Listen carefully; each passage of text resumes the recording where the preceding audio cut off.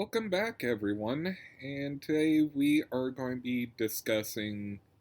a bit of British Imperial history. Now,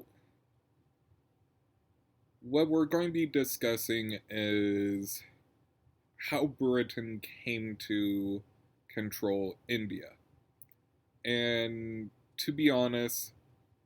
British rule in India is very paradoxical and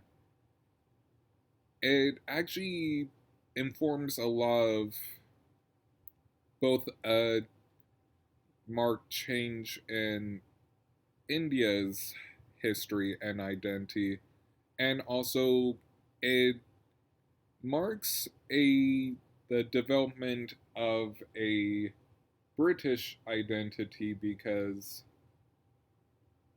by the time England really gets involved in trade in the East Indies, you have the Tudors and Stuarts who really solidify a identity and kind of a national consciousness in Britain in a way that um, the Plantagenets, whether it was the main Angevin Empire, the Yorks and Lancasters, just didn't. And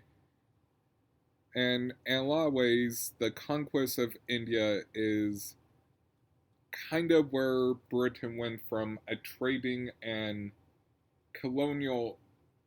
factory based empire to one that is, by all rights, an imperial empire that requires a bureaucracy. So, so let's begin. We really can't discuss the taking of India without going it over the East India Company. Now, the East India Company was a company that, in a lot of ways, was made to trade in silks and spices. And over time, especially as EIC influence takes over India, it would also be kind of a place where a lot of figures would become rich and gain influence and kind of take their positions in the EIC to become members of parliament. So so the EIC went from a trading company that kind of came in at the right time, which is kind of the beginning of the fall of the Mughals. Now, the Mughals were a ruling class uh, or imperial dynasty that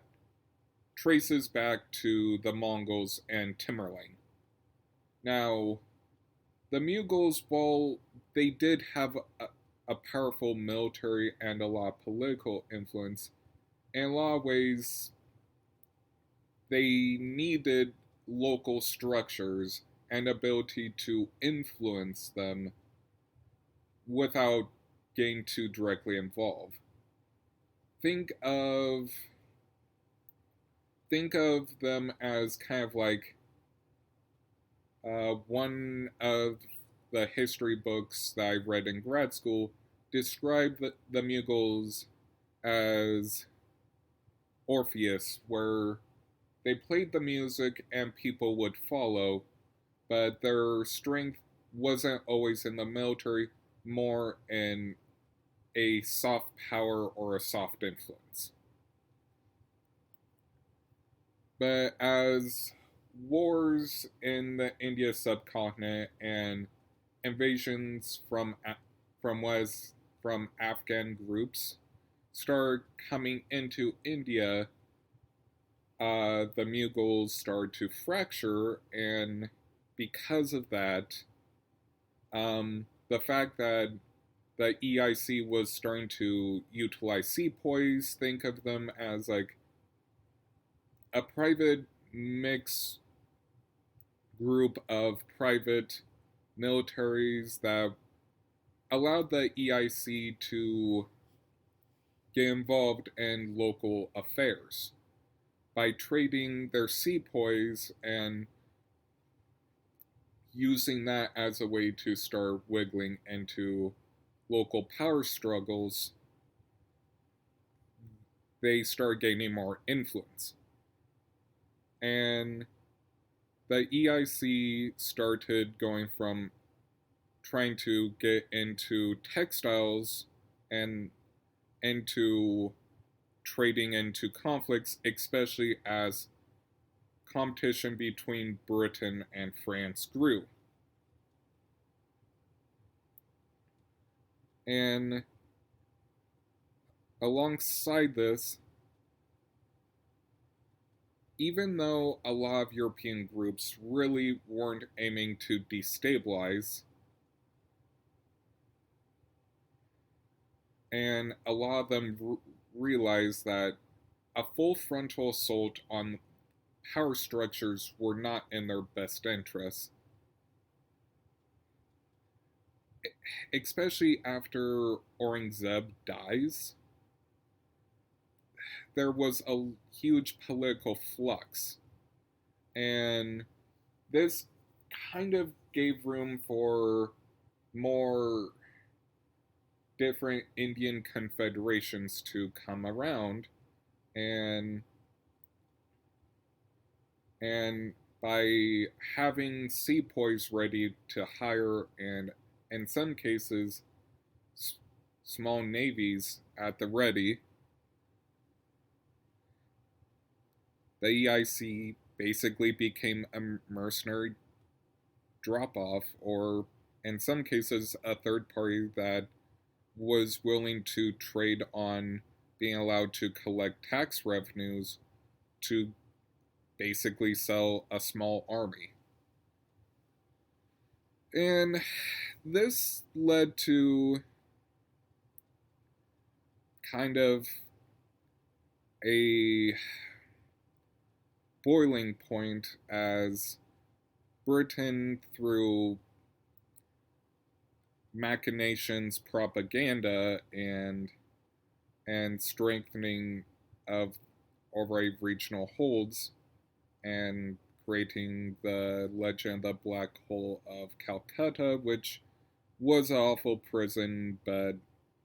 what's they utilized stories of it to strengthen the outcry. And as the 7 Years' War came around, they were able to solidify their hold in Bengal and kick France out.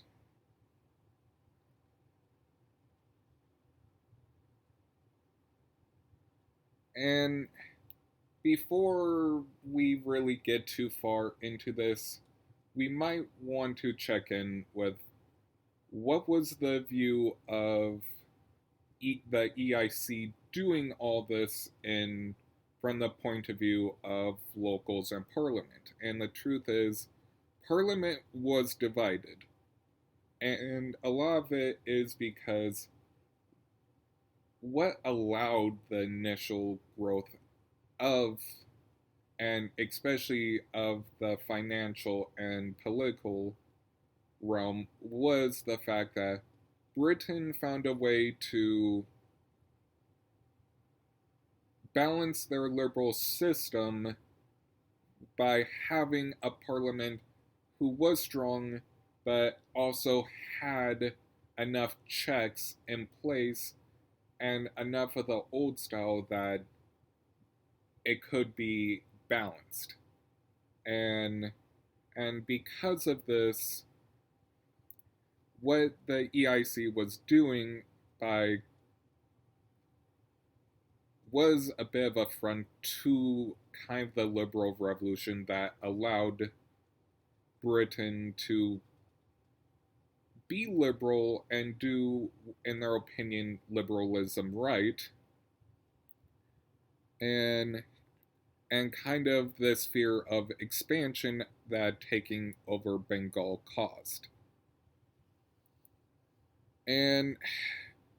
but because of the wealth that came from the conquests, without without going too far into this,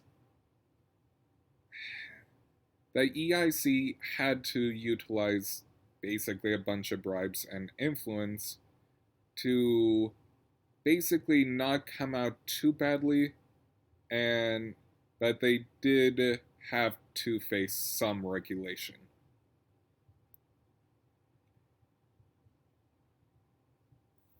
And no one really went to trial over this, but it did start kind of this paradox of a kingdom within a kingdom. And which after after a bit of a parliamentary inquiry after the taking of Bengal, especially after the United States and the quote unquote fall of the First British Empire that came around with US independence, there was a need for new revenues and different areas of expansion if North America, except Canada, but was now the United States, was off the table. This came into two different realms. One is taking of Africa, and the other is further expansion into the India subcontinent. And alongside this, it was also protecting what they already had. How this came about was basically trying to strengthen defensive points and trade lanes, especially in when it came to the great game between British India and Russian expansion, and and also taking down taking down local principalities in India that were still standing after the 7 Years' War, during the Napoleonic War. Some of this was bringing down threats, perceived threats like Tipu Sultan, who kind of tried to ally themselves with revolutionary France, and and and while this didn't go anywhere, what what needs to be acknowledged that what kinda in a lot of ways determined conquest in India was one, logistics, and two, what was the political situation. And this also led to British attempts at gaining influence over the Afghans, which led to them trying to put rulers over Afghans, which, while Britain would have influence over was now today Afghanistan, it their grip on it was never as strong as they would have liked. Alongside that, as as as the Mughals and the Maratha Empire slash Confederacy gave way, and as the Punjabs got subjugated, especially during the campaigns of Wesley,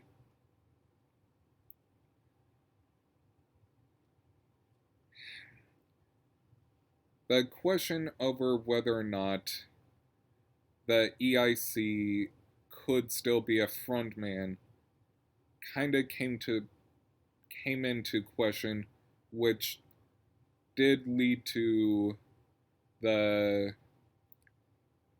the revolt on the Indian subcontinent, which,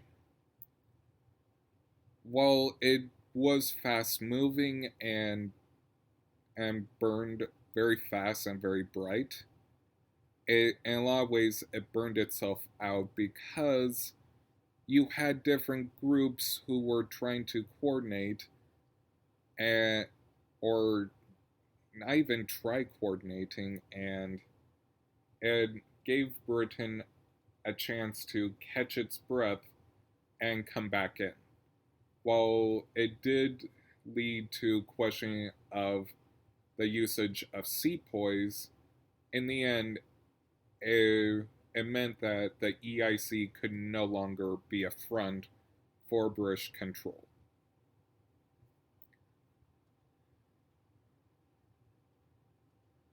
And in a lot of ways, what caused a lot of the issues that would lead to the revolt was the fact that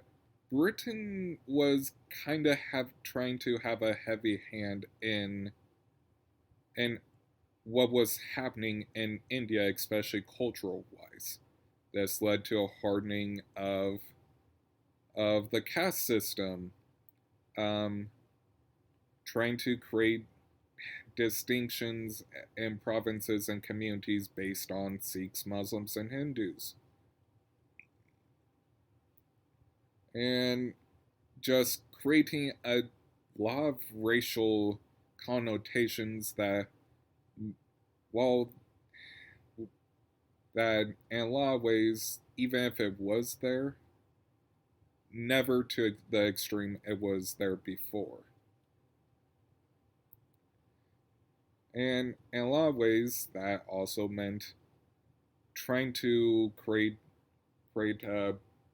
levels of sexual purity and definitions of feminism and or femininity and masculinity that wasn't even there, and I even meant removing a lot of the ability for the performance of homosexual acts that weren't too outlandish in India before Britain, where homosexuality and even temple prostitution wasn't unheard of.